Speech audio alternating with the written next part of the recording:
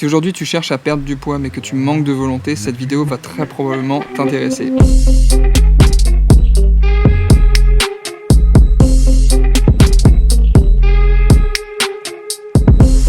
Je trouve un bateau.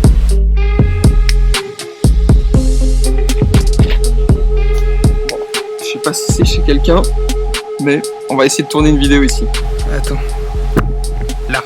Voilà. On n'est pas bien là? Dégommé par les moustiques. Salut, c'est Charlie, bienvenue dans cette nouvelle vidéo dans laquelle justement je vais te donner des clés pour garder cette volonté pour arriver jusqu'à atteindre tes objectifs une bonne fois pour toutes. Peut-être que systématiquement quand tu entreprends des efforts, quand tu entreprends quelque chose qui va dans le sens d'une perte de poids, que tu commences à faire attention à ce que tu manges, que tu commences à faire un peu de sport, que tu commences à gérer ton niveau de stress, à essayer de mieux dormir, tout ça pour perdre du poids, peut-être que tu arrives à tenir ça quelques jours, quelques semaines même, mais que rapidement, ce manque de volonté te rattrape parce que tu te frustres, parce que tu regrettes quand tu fais un écart, que tu tombes parfois même dans ce foutu pour foutu et que tu sais pas comment te libérer de ça et que tu comprends pas, malgré le fait que tu aies envie de perdre du poids, peut-être que tu comprends pas pourquoi systématiquement tu manques de volonté. Dans cette vidéo, je vais t'amener une piste de réflexion pour que ça t'aide justement à explorer en toi les vraies raisons qui te poussent à aujourd'hui vouloir perdre du poids. Pourquoi aujourd'hui tu manques de volonté et que tu n'arrives pas à tenir tes habitudes? C'est très probablement parce que tu as un déséquilibre dans la manière dont tu perçois les choses qui t'arrivent.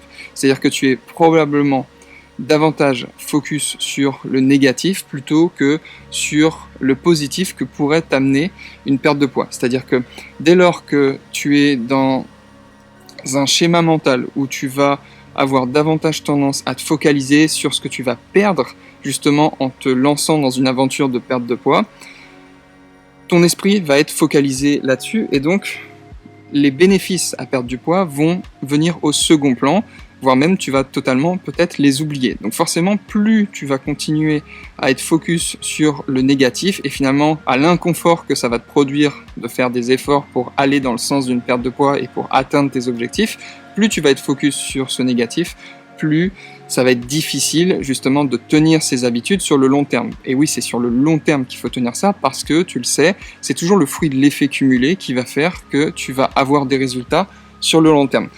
Donc, j'aimerais que tu te poses cette question, qu'est-ce que j'ai à y gagner? Je sais qu'aujourd'hui, tu veux perdre du poids, que tu es focus justement sur perdre, il faut que le poids sur la balance descende, mais est-ce que tu t'es déjà posé concrètement la question, qu'est-ce que ça va m'apporter? Qu'est-ce que j'ai à y gagner? Quels sont les bénéfices à perdre du poids? Systématiquement, quand je commence à travailler avec une personne lors d'un accompagnement intensif pour une perte de poids, je lui demande dès la première semaine, toujours, de noter 25 bénéfices qu'elle a à perdre du poids.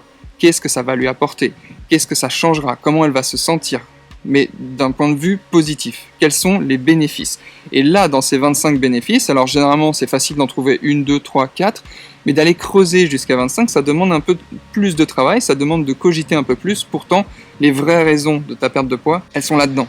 Les vraies raisons pour lesquelles tu veux perdre du poids, c'est pas pour voir le poids sur la balance descendre. Généralement, c'est pour pouvoir refaire des activités que peut-être aujourd'hui tu t'interdis de faire. Peut-être que c'est pour te sentir bien dans ta tête, bien dans ton corps, pour faire des activités avec tes enfants. Peu importe, toutes ces raisons, elles t'appartiennent. Je te donne quelques exemples qui reviennent souvent chez les femmes que j'accompagne pour réussir leur perte de poids.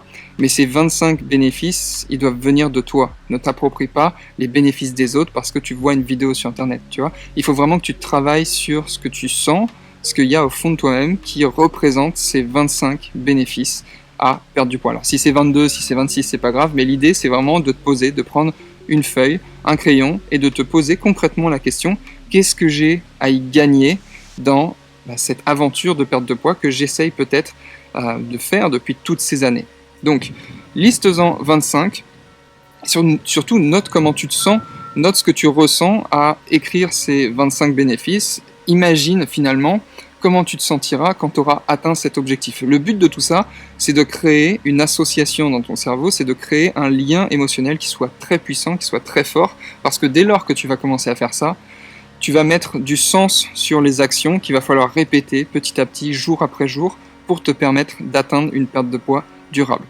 Donc, Dès lors que tu commences à être vraiment focalisé sur ces 25 bénéfices, ces actions-là commencent, comme je viens de te le dire, à prendre du sens, et c'est là où la souffrance va s'éloigner petit à petit, c'est là où tu détaches finalement le fait que ce soit difficile d'un sentiment de souffrance, parce que dès lors que tu seras continuellement en train de te focus sur le négatif et finalement il faut que je perde, etc.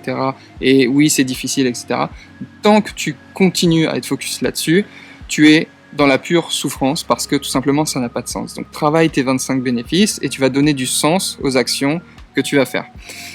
Une fois que tu as donné du sens à tes actions, c'est là où tu vas retrouver ce feu sacré que tu as généralement les premières semaines quand tu entames une perte de poids. Quand tu as ce feu sacré lors des premières semaines, c'est là où tu es connecté vraiment à cette détermination qui va te permettre de faire les choses avec régularité.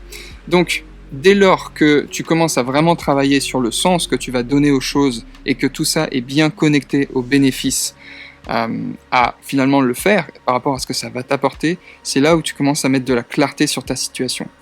Donc, au-delà de te demander les 25 bénéfices que tu as à entamer une perte de poids et surtout à la réussir et à atteindre ces résultats, je vais te partager ici quelques pistes de réflexion que tu peux avoir pour aller plus loin dans cette réflexion, pour creuser vraiment pourquoi tu as envie de faire les choses.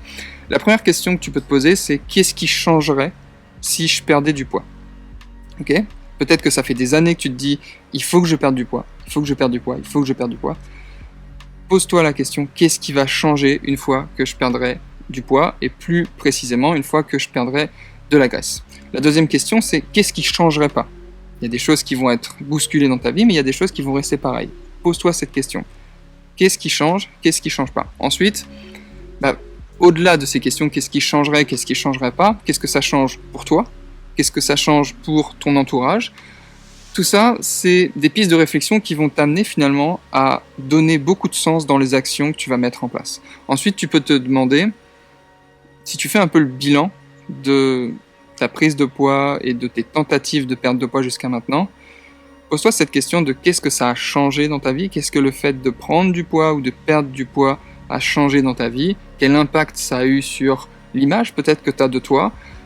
D'ailleurs, quelle image t'as de toi aujourd'hui ? Comment tu te considères ? Comment tu te vois ? Est-ce que tu te vois comme quelqu'un qui échoue systématiquement une tentative de perte de poids ? Ou est-ce que tu te vois comme quelqu'un qui va finir par trouver des solutions et quelqu'un qui va y arriver ?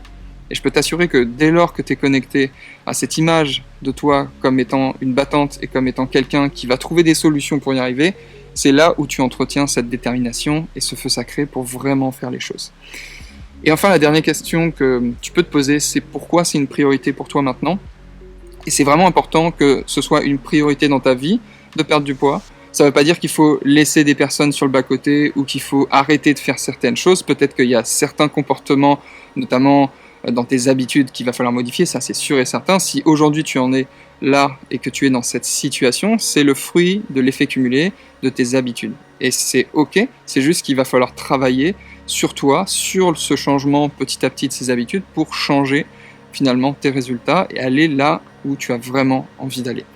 Donc pose-toi cette question, pourquoi c'est une priorité pour moi aujourd'hui de perdre du poids ? Qu'est-ce que j'ai à y gagner ? Quels sont les bénéfices, les 25 bénéfices à vraiment m'accrocher semaine après semaine, mois après mois pour atteindre cette perte de poids ? Qu'est-ce que j'ai à y gagner ? Et c'est quand tu es au clair sur ça que finalement tu te laisses plus déstabiliser par ces petites difficultés qui sont normales, encore une fois. C'est normal d'avoir faim de temps en temps, c'est normal d'avoir envie de tout arrêter certains jours, certaines semaines, parce que on n'est pas des machines, et c'est sûr qu'il y a des semaines où tout va bien et tout se passe bien, et il y a des semaines où on a envie d'arrêter parce que nos perceptions sont déséquilibrées et on est davantage focus sur les inconvénients à changer. Donc dès lors que tu fais ce travail, que tu poses tout ça sur le papier, c'est là où tu vas commencer à être vraiment connecté à pourquoi tu as envie de faire les choses, et c'est là où tu te laisses plus déstabiliser les jours où c'est difficile. Et dès lors que tu es connecté à ça, tu verras que tu vas plus connaître ces manques de volonté qui t'immobilisent peut-être parfois pendant certains jours, certaines semaines, ou même qui te font tomber dans ce foutu pour foutu, et ce qui fait que tu arrêtes tes efforts qui peut-être à un moment donné étaient en train de payer en plus. Et c'est ça tout le piège.